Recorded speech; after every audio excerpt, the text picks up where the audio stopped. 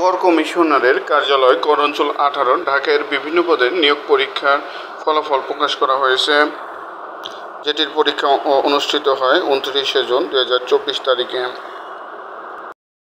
Computer operator পদে টিকানো হয় 4 জন, প্রধান সহকারী পদে টিকানো হয় 96 জন, উচ্চমান সহকারী পদে 95 জনকে টিকানো হয়। 60 মুদ্রাক্ষরিক কাম কম্পিউটার অপারেটর পদে টিকানো হয় 168 জনকে।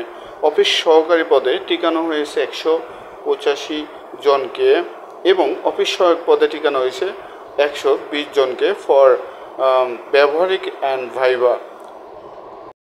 ব্যবহারিক প্রযোজ্য ক্ষেত্রে অর্থাৎ যেই সব ক্ষেত্রে কম্পিউটার টেস্ট নেওয়ার কথা বলা হয়েছে সেই সব ক্ষেত্রে হবে ব্যবহারিক এবং মৌখিক পরীক্ষা। তার আপডেট দেওয়া হবে কর অঞ্চল 18 ঢাকার ওয়েবসাইটে এবং এই চ্যানেলের মাধ্যমেও আপনাদের জানানো হবে সকল আপডেট এই পরীক্ষা সংক্রান্ত।